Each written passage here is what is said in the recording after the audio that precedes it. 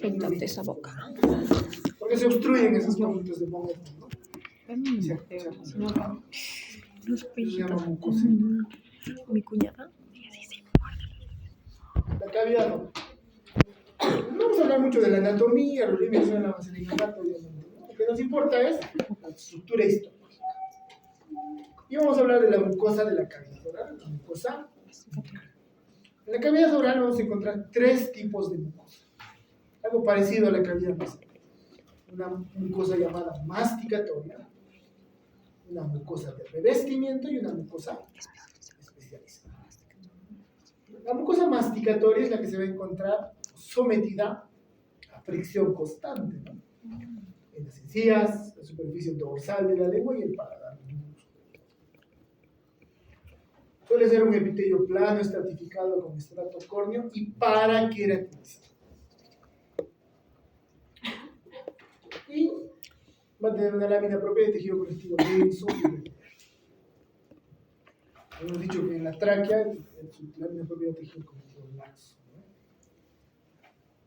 ¿no? Ahora,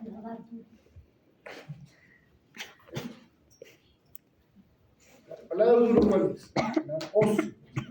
Es el de... ¿Inferior?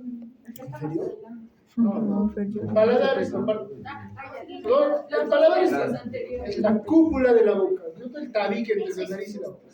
Y en una parte anterior que es ósea, es el paladar duro, paladar óseo.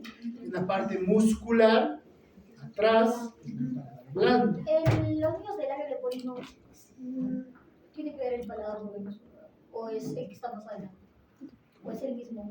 O sea, porque, o sea, en la formación fisiológica no se crea. Por eso los niños del área de polino que tienen la conexión con la boca. Aquí tiene. El paladar, quiero saber si ese es el paladar que no se crea o no se crea. No sé si. No entiendo. El paladar es este, el tabique entre la nariz y la boca. Este. Es una parte anterior ósea, óseo. El paladar blando es la parte muscular posterior. Mira mi boca. Y luego va a estar la mucosa especializada. La mucosa especializada se ubica en la superficie dorsal. Dorsal del salud.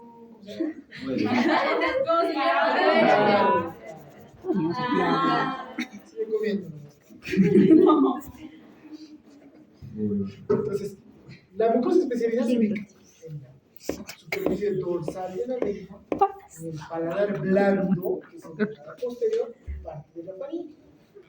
Y se caracteriza que su epitelio va a tener papilas gustativas.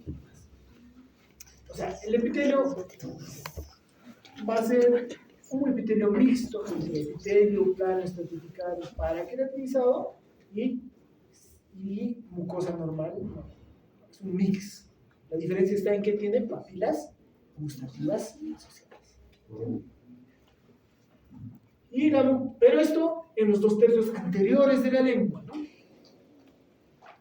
Por delante de la B lingual. Por detrás es otro tipo de epitelio, ¿no? Es el epitelio de revestimiento. Los 2/3 anteriores, epitelio especializado. Y la mucosa de revestimiento es el epitelio que va a revestir todo el resto de la boca que no tenga mucosa masticatoria o mucosa especializada. Es decir, todo lo que esté fuera de la lengua, paladar blando, paladar duro, faringe, y las encías y la superficie dorsal de la boca. Entonces, y va a tener una lámina propia de tejido conectivo denso y regular, colagenoso, ¿no? Denso y regular, nada más, ¿no? Entonces, la lengua es un órgano muscular. Un muscular con un revestimiento mucoso y su lámina propia. Va a tener una serie de músculos extrínsecos e intrínsecos, ¿no? Más allá del alcance de nuestro cuerpo, pero que claramente se va a dividir en dos grandes porciones. En una porción anterior, que son los 2/3 anteriores por delante del agujero ciego, y lo que está por detrás. Eso tiene origen embriológico diferente. Los dos tercios anteriores tienen un origen embriológico diferente y una inervación diferente respecto al tercio posterior. Tiene un origen embriológico diferente y su inervación también es diferente. ¿No? Entonces, usualmente su superficie tiene un epitelio estratificado plano para queratinizar, pero va a tener papilas linguales, ¿no? Que van a estar ubicadas en la cara dorsal propiamente, parte de la dorsal y lateral. Ahora, la lengua la podemos dividir en caras, ¿no? La cara superior es dorsal, inferior ventral, y dos caras laterales y un vértice anterior, ¿no? Es su base que se fija a través de los planos musculares. El tercio posterior es muy rico en tejido linfoide. Ahí se encuentran las amígdalas linguales, ¿no? Y los dos tercios anteriores donde están las papilas linguales, ¿no? Y están separadas por el surco terminal y el vértice es el agujero ciego. Hay una B invertida, ¿no es cierto? Eso corresponde externamente al surco terminal. O sea, justo por detrás de eso está el surco terminal. Porque lo que vemos la B invertida son papilas. Pero inmediatamente por detrás de eso está la B invertida, que es el límite entre los dos tercios anteriores y el tercio posterior de la B. Entonces aquí tenemos el plano muscular propiamente dicho y revestido por un epitelio y su lámina propia. ¿No?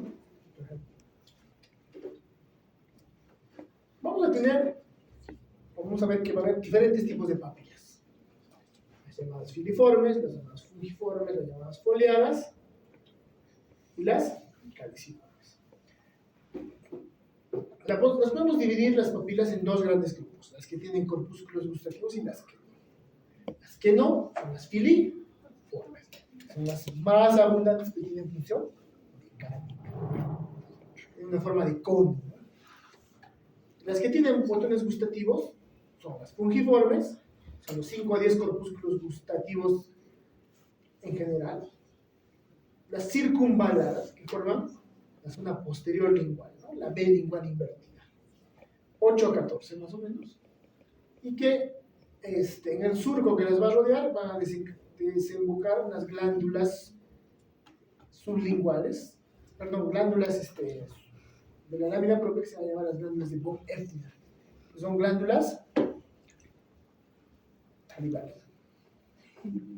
Y las foliadas, ¿no? Entonces, las filiformes hemos dicho las más abundantes, que no tienen botones gustativos, tienen función mecánica, raspado. El epitelio, el seno del epitelio en el que se encuentran es plano estratificado con estrato público. No tienen y se ubican en la superficie dorsal anterior del área. Las fungiformes tienen forma de hongo, obviamente, ¿no? Y se ven como puntos rojos en la lengua, ¿no? Se los acá y ahí se ven como puntitos rojos, ¿no? Estas sí tienen botones gustativos, corpúsculos gustativos, y es el epitelio en el que se encuentra involucrado o embebido, es plano estratificado sin estrato, o sea, mucosa. ¿Dónde lo ubicamos? Superficie dorsal de la lengua, sobre todo en la parte anterior, en la punta. Las foliadas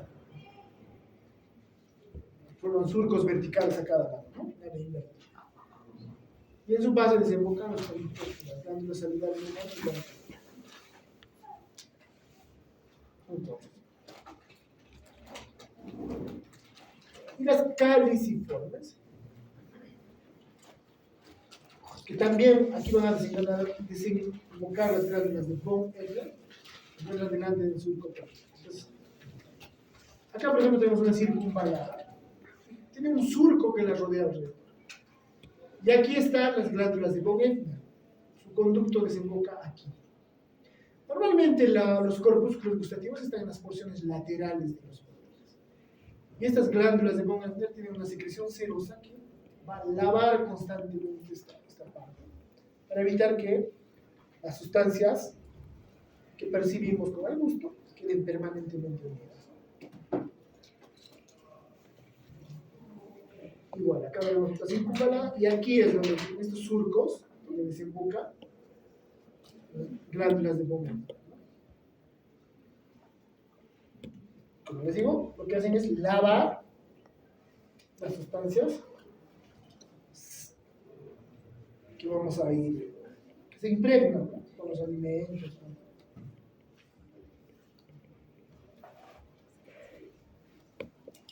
Los corpúsculos gustativos son formaciones, son órganos sensoriales dentro del epitelio, en el estroma del epitelio, ¿no? Y nos sirve para percibir obviamente los sabores. En esta forma ovoidea, como pueden ver, que termina en una estructura redondeadita, a manera de un orificio, se llama poro gustativo, ¿no? Generalmente está conformado entre 60 a 80 células fusiformes, ¿no?, forman toda esta estructura ovoidea.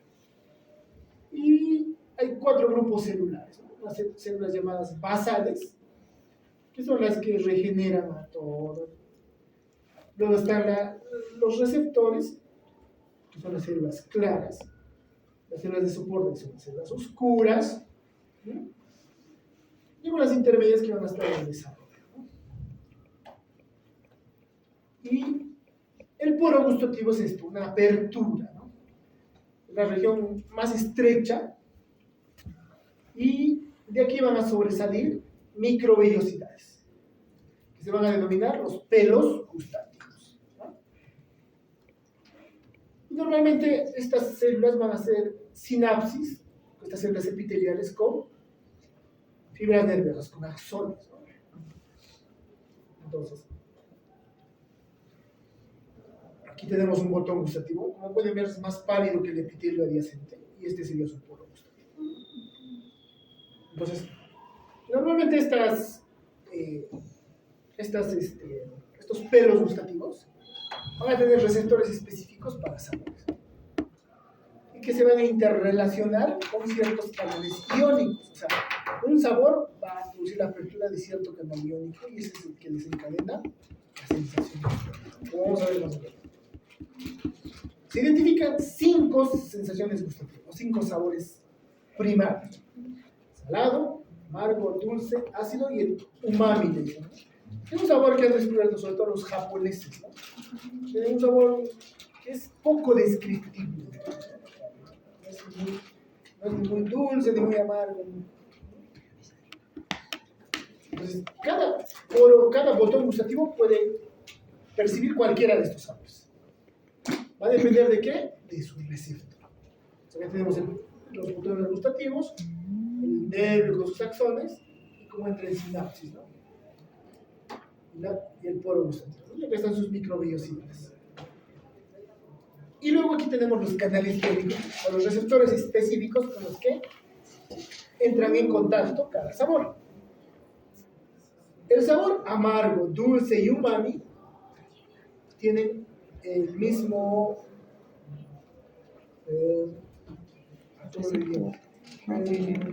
la misma vía metabólica. El sabor ácido y salado tienen su propia vía metabólica. El sabor salado, cuando este entre en contacto con su receptor, va a permitir la apertura de canales de sodio, que va a producir una despolarización, ¿no?, para hacer más positivo el este. Son canales de sodio dependientes del ligando, y a su vez van a activar esta despolarización un canal de calcio. Entonces, primero se activa un canal de sodio dependiente del ligando. El cambio de la polaridad estimula la activación de canales de sodio dependiente de voltaje, y esto estimula el canal de calcio, que produce el ingreso de calcio. El ingreso de calcio va a estimular la fusión de las vesículas sinápticas hacia la unión entre el axón y la célula epitelial. Se va a liberar el neurotransmisor. Esa es la vía del sabor salado. El sabor ácido es un poquito más complejo. Va a activar un canal de hidrógeno que van a producir un cambio en la polaridad también de la célula, y va a estimular la entrada de calcio, ¿no? La activación de un canal de calcio dependiente de voltaje. Y esto va a ser lo mismo que el sal. Como es ácido, activa un canal de protones, ¿no? Fácil de acordarse, ¿no? En cambio, el amargo, dulce y el umami no lo van a hacer directamente a través de canales, sino lo van a hacer a través de un intermediario, el fosfoinositol, ¿no? Entonces, fosfoinositol.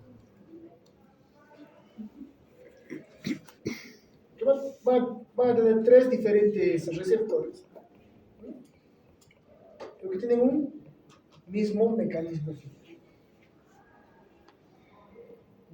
Usualmente son proteínas transmembranas asociadas a proteínas G. Las proteínas G son las llamadas guanilatos ciclasas, que al activarse van a estimular en la enzima la producción de fosfoinositol. Este fosfoinositol va a tener dos efectos. Uno, va a estimular la liberación de depósitos de calcio del retículo endoplasmático, pero también va a activar a canales de sodio que van a producir el cambio de la polaridad. Y eso activa un canal de calcio dependiente de voltaje que al ingresar junto al calcio que se libera, estimula la fusión de las vesículas sinápticas, ¿no? La liberación de los neurotransmisores. La vía de estos tres sabores es un poco más compleja, ¿no? Estas vías son más rápidas.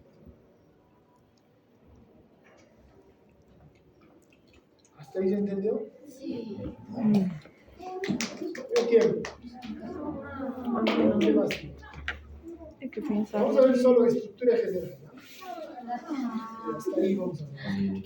¿Y cuál es su estructura general? El tubo digestivo. Antes de El nuestros... tubo digestivo en promedio mide a un adulto 9 metros, ¿no? Más o menos. El intestino delgado 7 metros más o menos, ¿no? Sí, dice que...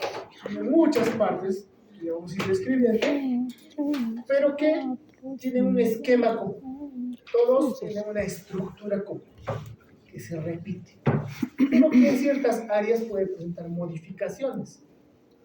Son cosas que las vamos a ir viendo órgano por órgano, ¿no? Pero vamos a describir la estructura común.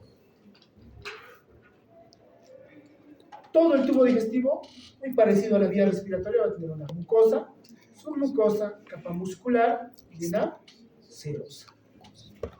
La mucosa va a incluir un epitelio de revestimiento, una lámina propia que es tejido conectivo laxo y una capa fina de músculo liso que se va a llamar la muscularis mucosae.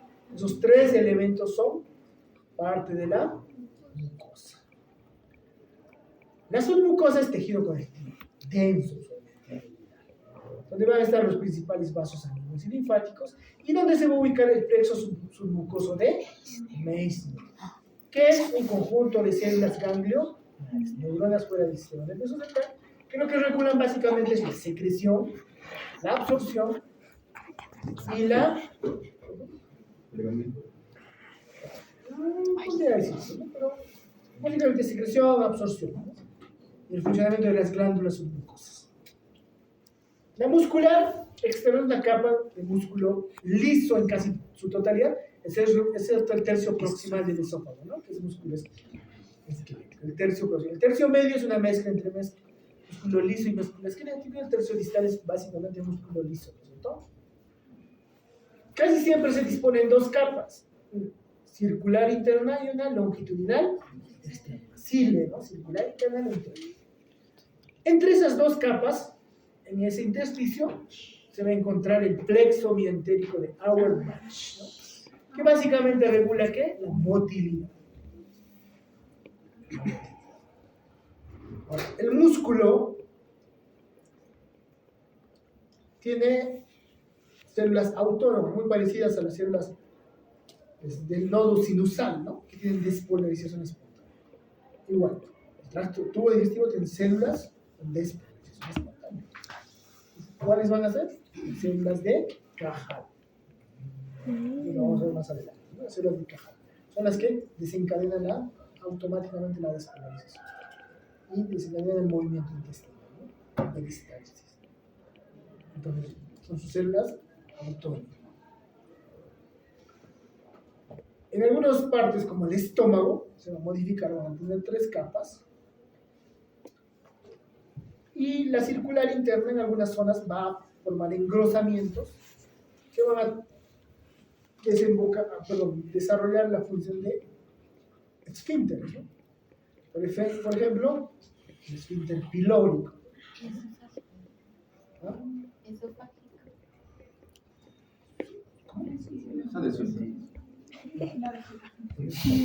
También hay un esfínter, ¿no? Cricofaringe, la unión de la faringe con el esófago. El superior. Ajá. El esfínter de la unión gastroesofágica o esfínter esofágico inferior es un esfínter funcional. El de abajo es del diafragma.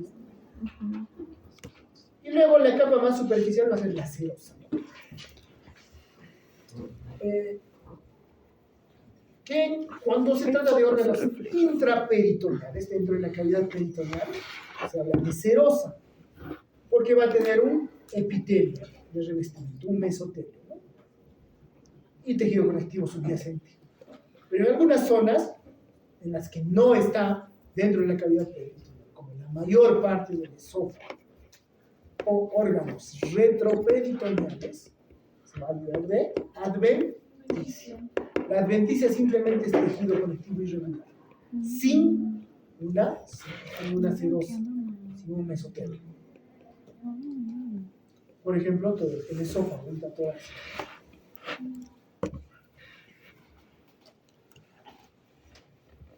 Entonces, la mucosa, ya les dije, el epitelio a su lámina propia.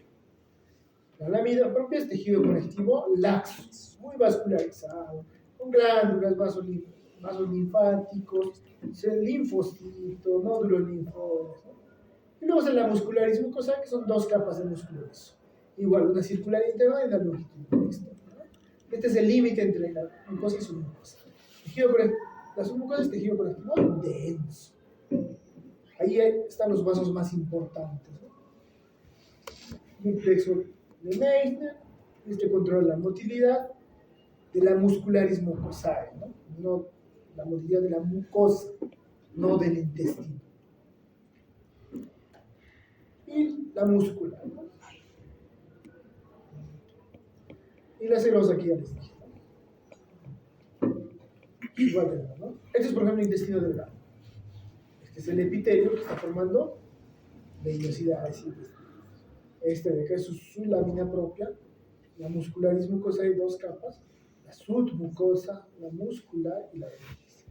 Acá está el plexo de Auerbach, plexo de Meissner. La inervación tiene un componente intrínseco, o sea, tiene un sistema nervioso intestinal y un componente extrínseco. El componente extrínseco tiene una inervación simpática, parasimpática y sensitiva, ¿no? La simpática de la cadena simpática, torácica, ¿no? Y lumbar. La inervación parasimpática, el vago, ¿no? Y parte de la inervación sensitiva va a ir también por el vago y por los ganglios de la raíz dorsal de los nervios escaleros. Y la inervación entérica propiamente la dan los plexos, ¿no? Son mucosa de Meissner y ya. Aquí hay como 7 plexos, ¿no? Pero estos 2 son los más importantes.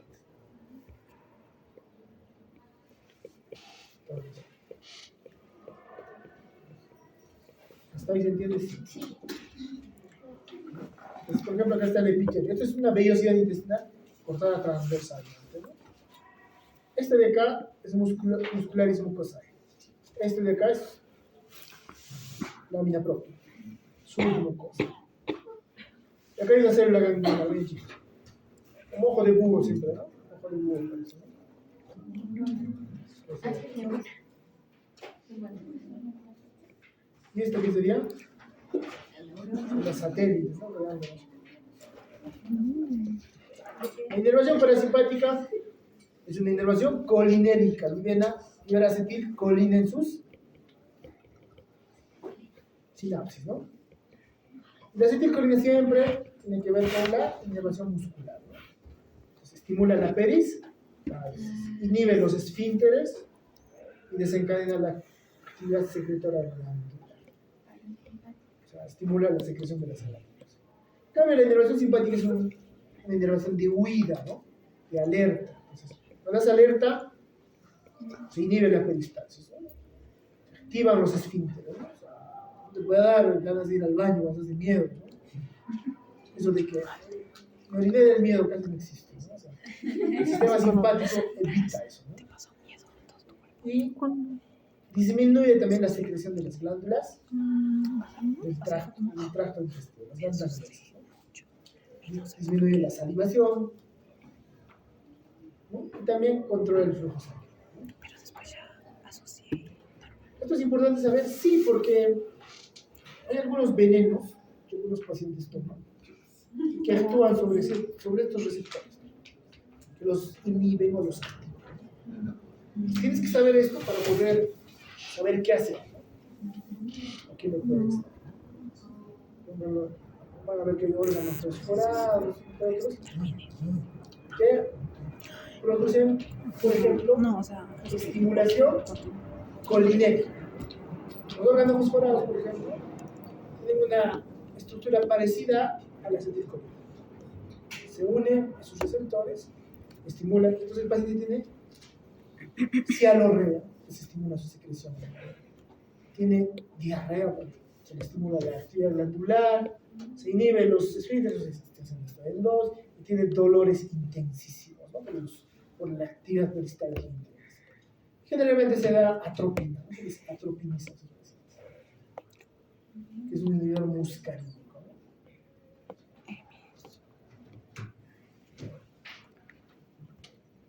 Y hasta ahí, chicos. Después de la siguiente avanzamos el estómago. ¿Qué es esto? Las Las 800.